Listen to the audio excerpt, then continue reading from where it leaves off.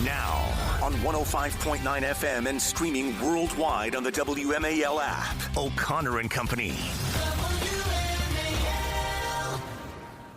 It's 7:06, O'Connor and Company on this Monday morning, 7th day of July, and a busy one at that. We're going to get you updated on everything since last we spoke, the morning of July 3rd. Hakeem Jeffries was still talking the last time we spoke.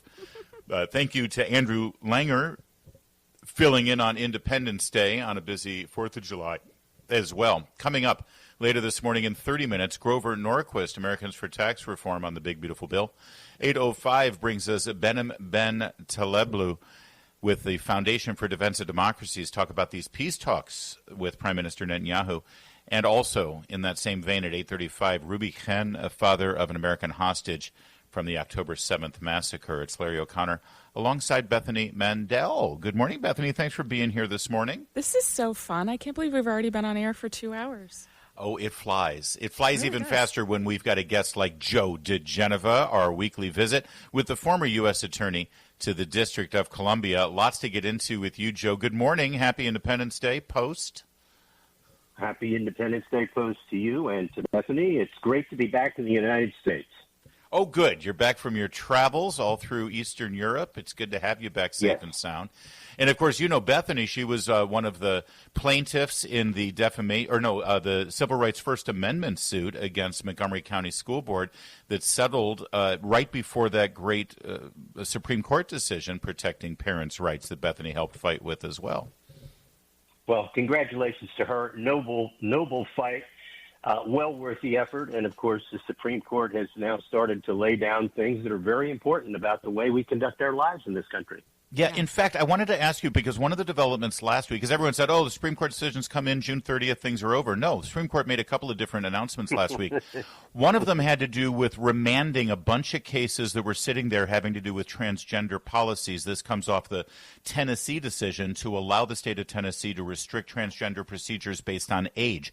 Can you shed some light on some of these other cases that were pending that have now been sent back down?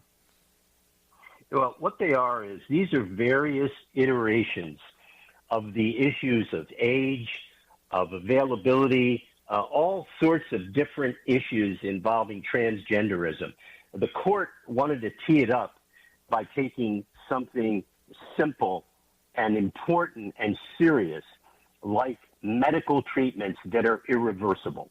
They took the one that scares people the most, and that is taking a boy and making him a girl, or vice versa, through physical surgery, which is irreversible, plus the medical treatments that go along with it, the chemicals and the prescriptions, which harm people for the rest of their lives. The real issue, and I think the court is wrestling with how deep to get into this, and just think if you're on the Supreme Court and you're looking at this, just like you're looking at men in women's sports, how can people be so irrational as to accept this? That's what the court is dealing with. They are not on a fair playing field. I give the court credit for being careful about what it's doing, because there is a part of our population that is completely goofy. They're gone. Yeah. They are illogic and they're nuts. And they are creating false science in order to make themselves feel better. And that's what the court's dealing with. And they're being very careful about how they do this. And I give them credit for that. But there's only so far they can hold back. And they started the other day. And they're going to get into all of these cases about age and consent and how old you have to be and what's available and what are drugs and what aren't drugs. It's a mess, all because of people. By the way, people in the medical profession are responsible for this. Yes. The AMA, the American Society for Pediatrics, those people have all caved to this incredible, illogical, dangerous, fake science. And this fight is going to be long and hard, and it's going to be very, very ugly. I look forward to, another situation where we see Kenzie Brown Jackson have to define what is a woman. That was when Marsha Blackburn did that in 2022. That was a real eye-opening moment for me personally. But these people are wonky and crazy. but they are really in the minority. And I think that the Supreme Court, when they're taking on these decisions, I mean, obviously, it doesn't matter how the way that the winds of public opinion are blowing, but I think that they should keep in mind that this is not settled science. This is not popular belief. How much do you think that they think about, the way that popular sentiment is blowing on a given day? Tiny bit. They really are committed to making sure their docket reflects the issues that matter to the American people and that are ready for resolution. That's why the transgender surgery case was taken. It was ready for resolution. Something needed to be said about this because things were starting to happen in the country that would be irreversible.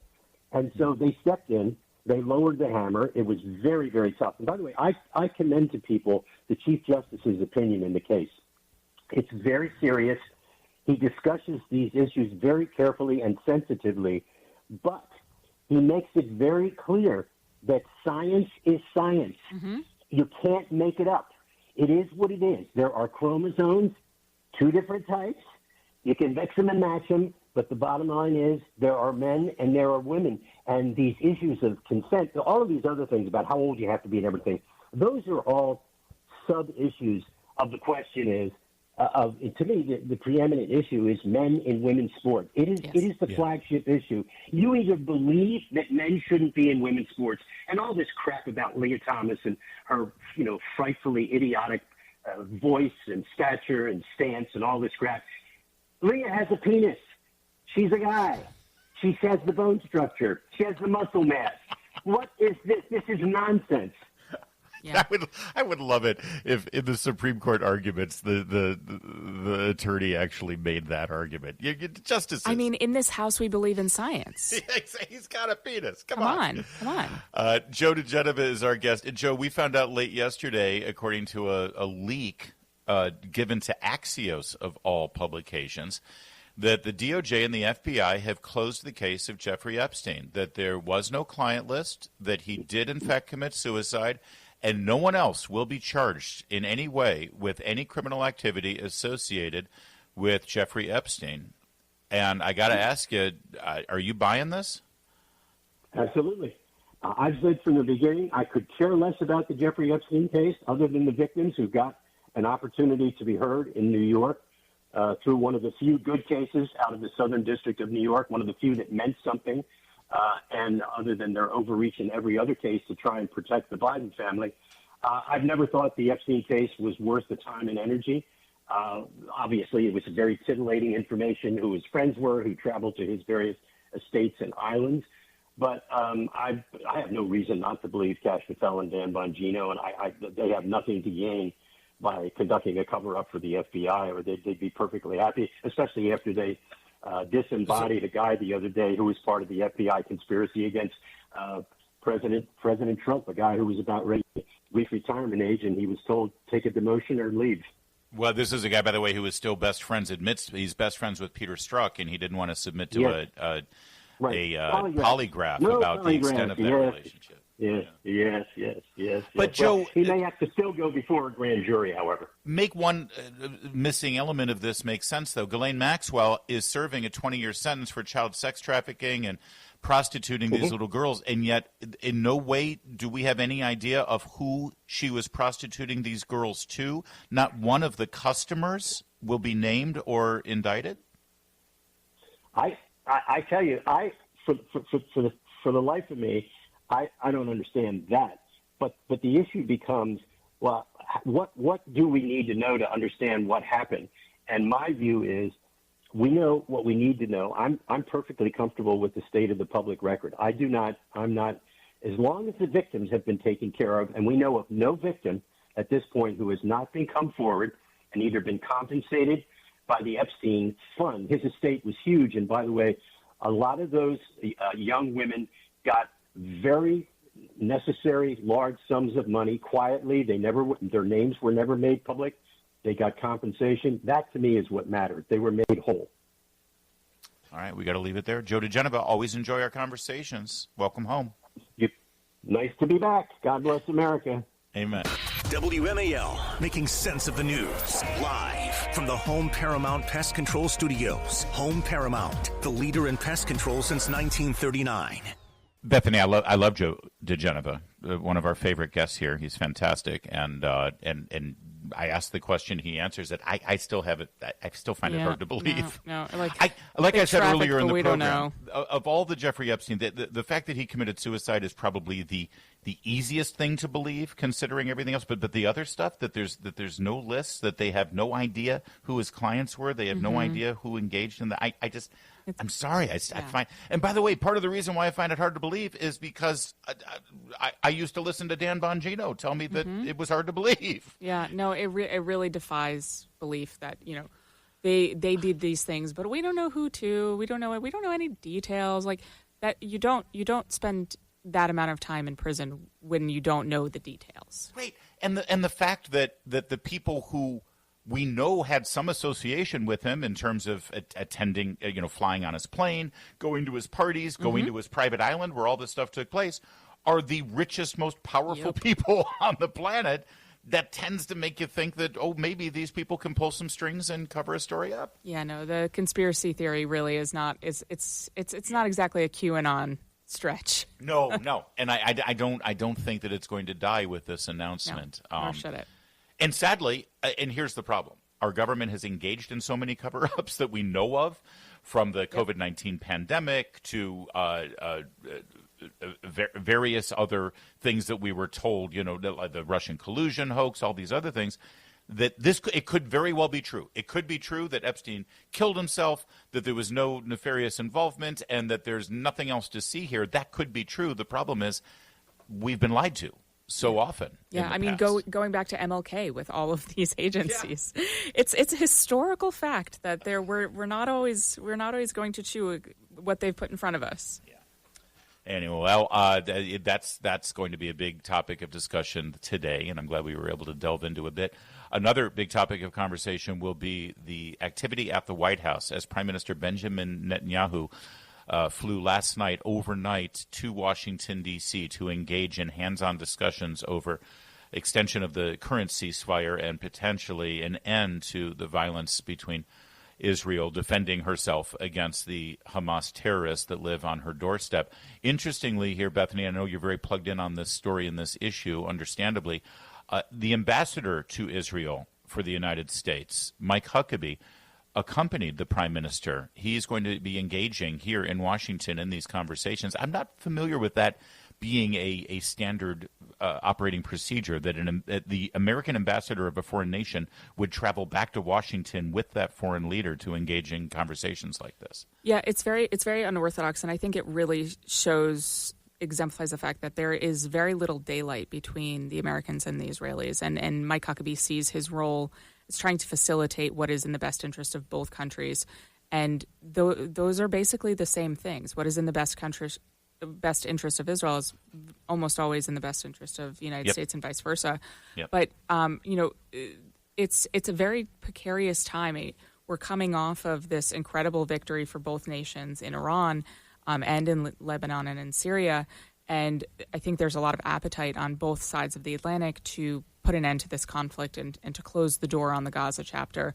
But they have to actually move the ball over the finish line and put the pressure on the Qataris to make the deal. Yeah. But in order to do that, they have to give the hostages back. That is a non-negotiable. Well, that's the bottom line. It's like, how are we even having these conversations as there are still innocent hostages being held by these terrorists from October 7th? Yeah, there's 50 hostages left, 21 of whom are presumed to be alive. And we're speaking later today with Ruby Chen, whose son is an American citizen. He was in the IDF, and he was taken on October 7th.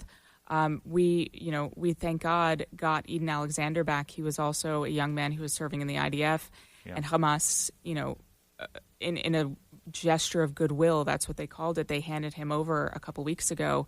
But this cannot move forward without the unconditional release of these hostages who have been there for over a year and a half now. It's an unbearable conditions. And by the way, it was very quiet over the weekend, but it was revealed. Remember all of the hysteria about we were told that the IDF had opened fire on innocent Gazans as they were trying to get aid relief. and any objective observation of the events could see that it was the Hamas terrorists who had opened fire on their own people.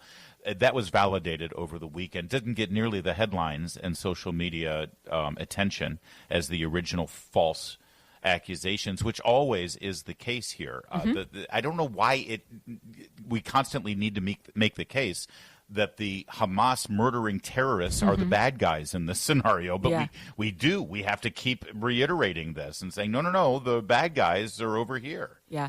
No, it's really wild to me how, when they talk about the Gaza Ministry of Health, that is Hamas. And I do not understand why we're still having these conversations and why this needs to be clarified over and over again. Bethany, how many times has the New York Times 2 days later had to say, we're rescinding this article because it cited the Gaza Ministry of Health? Maybe you should, not print it in the first place, guys. The reason why they do that is because they don't get the access that they want unless they toe some of this line. And we even see that on Fox News. Trey Yingst, who is the Fox News correspondent, he throws bones to Hamas very frequently, where he says, we have to be careful of the Palestinian journalists, whatever. And then you find out, that Palestinian journalist was actually a member of Hamas, and that's why he was killed.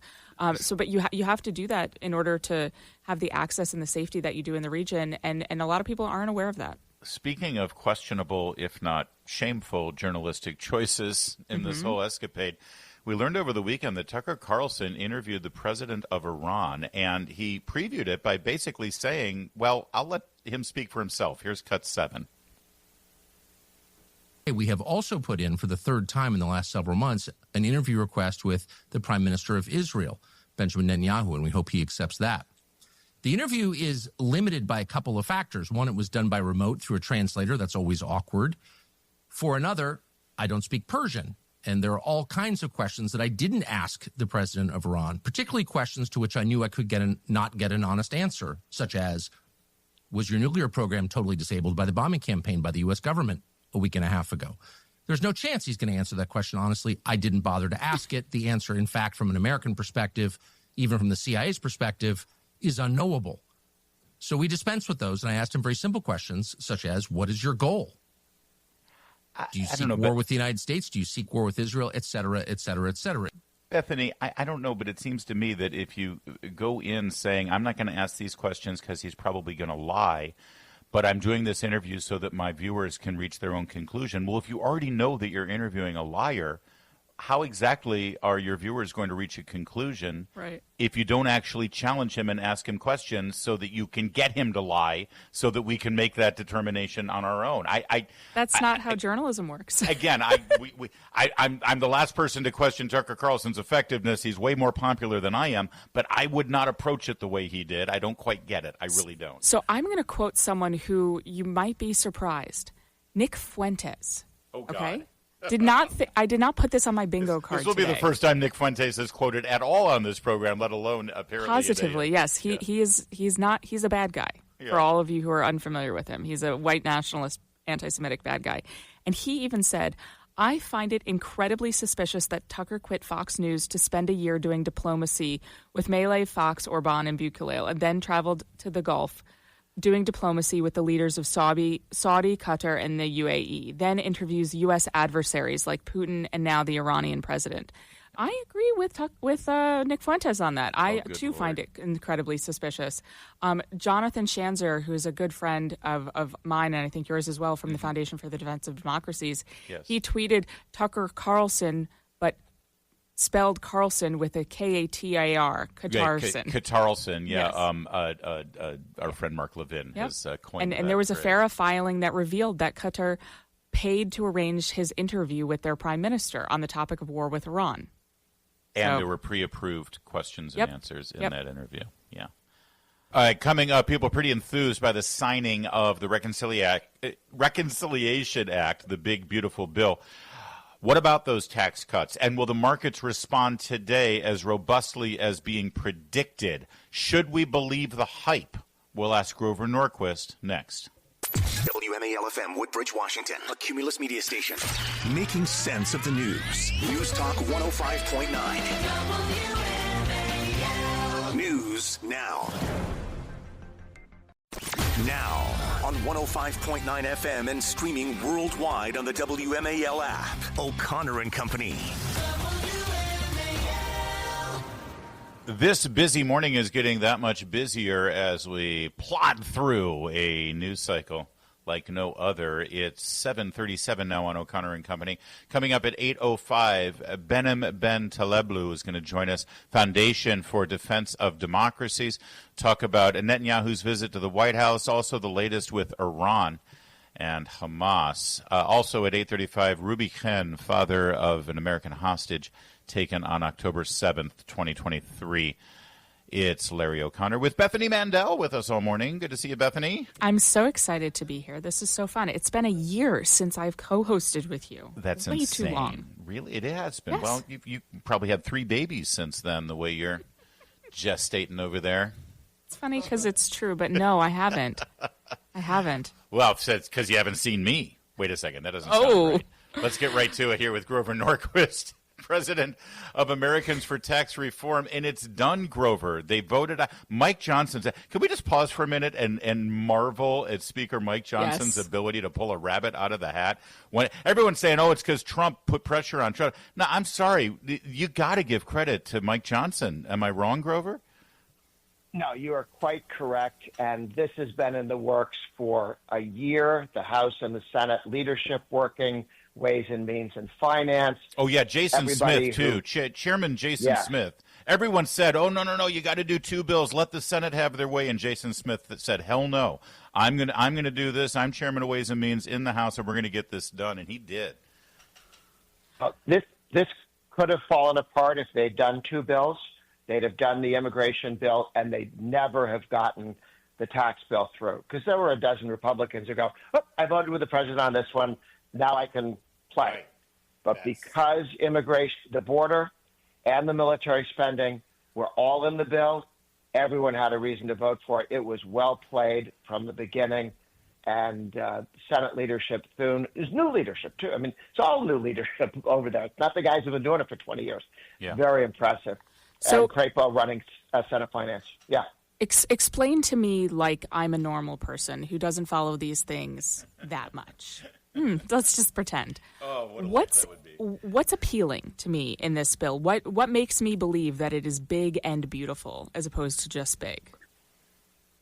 Because unlike other reconciliation packages where you can, with a simple majority, House and Senate, avoid a filibuster and pass a bill, this one is permanent. The other good tax bills, I mean, Bush had a good tax bill, but it wasn't permanent. At the end of 10 years, it completely disappears. It fades away to nothing. And if you wanted to extend it, you had to give the Democrats something. They would take away the most important parts of the bill and let the less pro-growth parts exist. We now have our Brezhnev doctrine of, these are our tax cuts, and you're never getting them back, okay? These are non-negotiable. Your spending is negotiable. Your taxes are negotiable. Our tax cuts are not. Yeah. That changes the correlation of forces and makes it easier for us in the future to it also means we're going to have more growth. Because when you go permanent, and all the nice economists who look at this saying, by making expensing and the other provisions which keep taxes low for individuals, for small businesses, for pass-throughs, self-employment and so on.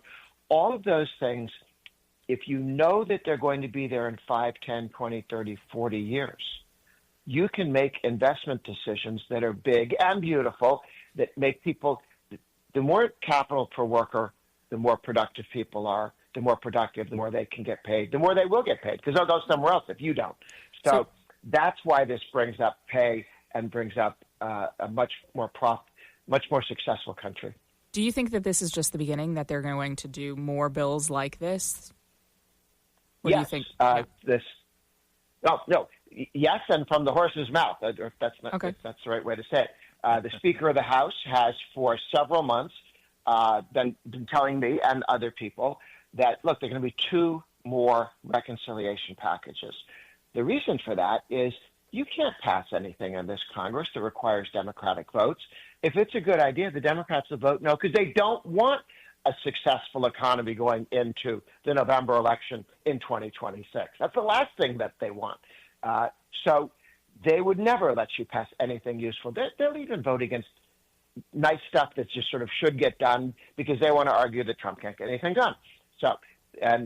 So what are they going to do? We will use this procedure twice more, which you can do, which the Democrats did themselves. And we will see there are a lot of wonderful tax provisions, small tax cuts here and there, not double taxing Americans who work overseas, expanding health savings accounts, not taxing the money inside the 33 million Americans who have mutual funds. They're paying capital gains taxes now instead of when they take the money out. All these things can be fixed. They're not terribly expensive. You put them together, you can put them into a nice package. There's more spending restraint to be had. Any Republican who's whining, I had this thing that didn't get in. Well, you know what? Go to work, because in November there's going to be another one to get done. Get out there and make your case. Don't sit here and whine that it didn't happen. And if your big problem is too much spending, Appropriations Committee will meet tomorrow. That's what you're supposed to be doing in regular order anyway, and making sure that you don't spend us into oblivion. Grover, you have a really thoughtful opinion piece at foxnews.com that I commend to people. And you make a point toward the end of the article here that I think can't be overstated. And that, everyone talks about manufacturing going overseas, and it's because of cheaper labor and regulations. Well, you make the case that a big chunk of the overseas manufacturing exodus that happened during the Obama years was because of taxes here in America. Yes. The United States has had a unique tax system. And usually when you say that, we're doing it right, the rest of the world's doing it wrong. In this case, we were the idiots. And that was, we tax you. If you're an American company and you make money in Japan, Japan will tax what you're earning. And if you brought it back to the United States, those earnings to invest here, we taxed it again. If you left it in Japan, we didn't tax it a second time. And so we had trillions, meaning American companies, had trillions of dollars overseas. That when we said we're going to go to a tax policy like everyone else, it will tax you when you do something in the United States. We do not tax you if you do something overseas. And if you love to bring your lovely money back, that's a good idea. We would love to see your lovely money coming back to the United States. We had companies, hundreds, several thousand actually, under Obama that got purchased. They go, oh, they're fleeing. They weren't fleeing. They got bought. The Canadian companies were buying American companies because they were literally worth more as a Canadian company than an American company. That's how stupid our tax policy was under Obama. That got fixed, and their inversions is what they're referred to. The inversions stopped. Yeah. And Obama had been saying, oh, these are Benedict Arnold companies. His stupid tax policy was having them driven out of the country, purchased by other people. You don't get to choose sometimes if you're you're on the stock market, you can get bought without your permission. Okay, it's not like you decide, I think I'll be bought. You will be bought. And that stopped. So that was one of the huge steps forward, that bad policy causes problems that then the left says, oh, they're mean businessmen. Look what they're doing. Yeah. Yes, they're being purchased by other countries because of our bad policy. Lower rates. We took the corporate rate from 35%, which oddly enough was highest in the world. China's at 15 and 25. We were at 35. I want to compete with other countries based on lower taxes, not lower wages. The Democrats were forcing us to compete with other countries with lower wages because we were going to have high energy costs, high regulations, high taxes. Those were the things that were important to them. Low wages, they didn't care if people got low wages. Trump's doing the opposite. The Republican position is we want low energy costs. We want low regulatory burdens. We want low taxes and high wages.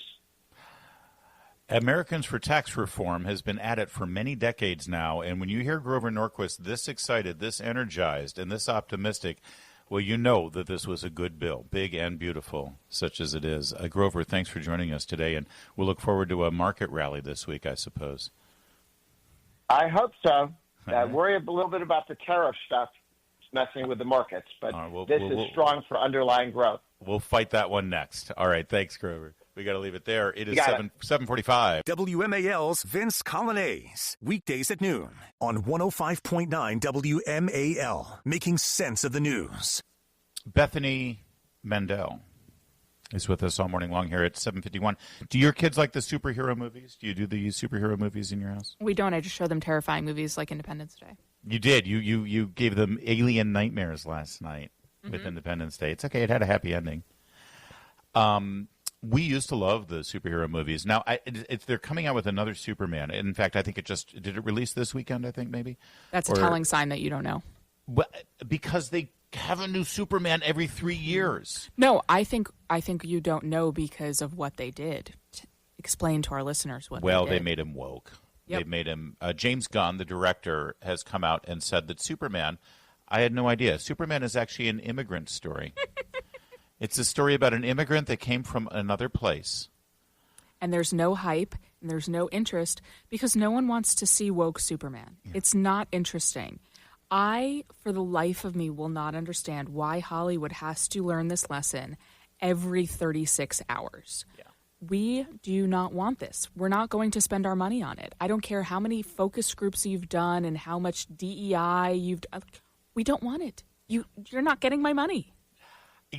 By the way, everyone said, well, it's true, he came from another planet. Guess what? All the bad guys came from alien planets, too. And they're immigrants, and they're trying to destroy our planet. So which immigrant story do you want to tell, guys? So it's funny, when I was watching Independence Day with my kids the other day, yesterday, that end scene where Jeff Goldblum and Will Smith are walking through the desert and they've got their cigars and they've got the swagger and everything and their women are running to them. And I said to Seth, this would never happen now. Right. One of those pilots would be a woman. You'd never see the women jumping up and that swagger was hot. Okay. From Jeff Goldblum and Will Smith. It was a good look for them. And you don't see that anymore. Hollywood has no interest in it. That said, I do want to. So there you go. There's your Superman review. You don't need to see it. As Jim Treacher said on social media, which is a great line, my favorite thing about Superman has always been the scolding. Yeah, you don't need that. That said, I got to tell you, I don't go to the movies very often, but there was a movie out there that both Meredith and I had interest in, and it was perfect for big cinema. In fact, perfect for IMAX. F1 with Brad Pitt. It's basically a Formula One racing movie. Interesting. It's like Top Gun Maverick, but for racing. And if you like car racing, it's beautifully done. Again, Jerry Bruckheimer is the producer, and he loves America. So, and it's not that this is like a pro-America movie. It's just politics is completely removed from it. Yeah. And it doesn't hate America. It's just a great story. Brad Pitt does a great job, and the filming of these Formula One races, just incredible stuff. So, and that's fine. I'm in for that. It doesn't have to be political. Just stop shoving your politics down my throat. But they seem to believe that their politics are apolitical, and I'm the extremist. Well, it's about truth, justice, and the amorphous international United Nations way. Rights. 7:54.